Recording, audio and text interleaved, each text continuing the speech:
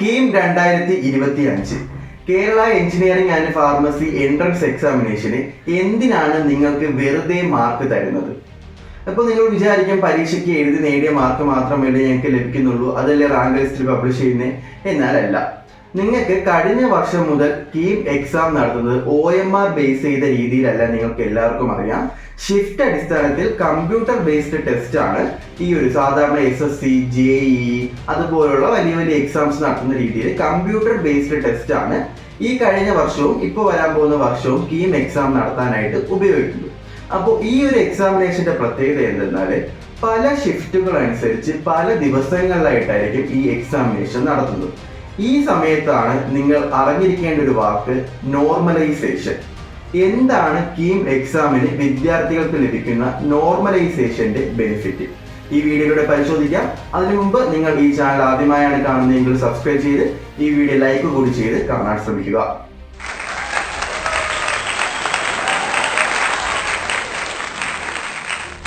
എല്ലാ വിദ്യാർത്ഥികൾക്കും ഒരുമിച്ചായിരിക്കില്ല കീമിന്റെ ഈ ഒരു എൻട്രൻസ് എക്സാം നടക്കുന്നത്.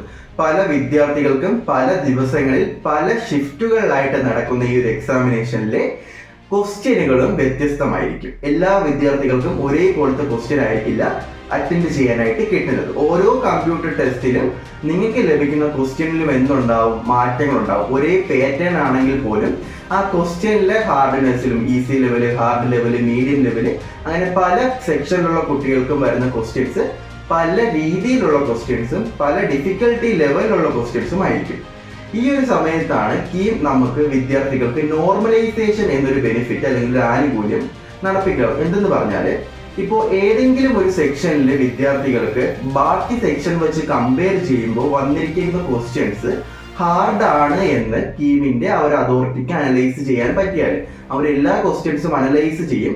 എന്തിന്റെ ബേസിൽ എന്ന് പറഞ്ഞാൽ ഓരോ സെക്ഷനിലും വിദ്യാർത്ഥികൾ അറ്റൻഡ് ചെയ്തിട്ടുള്ള ക്വസ്റ്റ്യൻസ്, ഓരോ സെക്ഷനിലെയും വിദ്യാർത്ഥികൾക്ക് ലഭിച്ചിരിക്കുന്ന മാർക്കിന്റെ ആവറേജ്, ഇതെല്ലാം കണക്കാക്കി ഏതെങ്കിലും സെക്ഷനിൽ എല്ലാ വിദ്യാർത്ഥികൾക്കും അറ്റൻഡ് ചെയ്തിരിക്കുന്ന എല്ലാ വിദ്യാർത്ഥികൾക്കും മാർക്ക് കുറവാണ്, അല്ലെങ്കിൽ മറ്റ് സെക്ഷനെ അപേക്ഷിച്ച് അത്രയധികം ആൻസേഴ്സ് അവർക്ക് അറ്റൻഡ് ചെയ്യാൻ പറ്റിയിട്ടില്ല എന്ന രീതിയിൽ ഒരു അനലൈസേഷൻ കീം അതോറിറ്റിയുടെ ഭാഗത്തു നിന്നുണ്ടായാൽ വിദ്യാർത്ഥികൾക്ക് മാർക്ക് അധികമായി ലഭിക്കുന്ന ഒരു പ്രക്രിയ അല്ലെങ്കിൽ ഒരു പ്രൊസീജിയറാണ് ഈ പറയുന്ന നോർമലൈസേഷൻ. ഈ സാധാരണ SSC, JEE, മെയിൻ തുടങ്ങിയ എല്ലാ പരീക്ഷയ്ക്കും ഈ ഒരു നോർമലൈസേഷൻ അനുവദിക്കുന്നുണ്ട്. നിങ്ങൾക്ക് കീം എഴുതാൻ പോകുന്ന വിദ്യാർത്ഥികൾക്കും ഈ നോർമലൈസേഷന്റെ ബെനിഫിറ്റ്സ് കിട്ടും. ഇപ്പോൾ എക്സാമ്പിൾ പറയുകയാണെങ്കിൽ ഒരു സെക്ഷൻ എഴുതിയ വിദ്യാർത്ഥികൾക്ക് യഥാക്രമം 95, 85, 75, 65 ഇങ്ങനെയാണ് ആ വിദ്യാർത്ഥികളുടെ സ്കോർ പോകുന്നതെന്ന് വിചാരിക്കുക.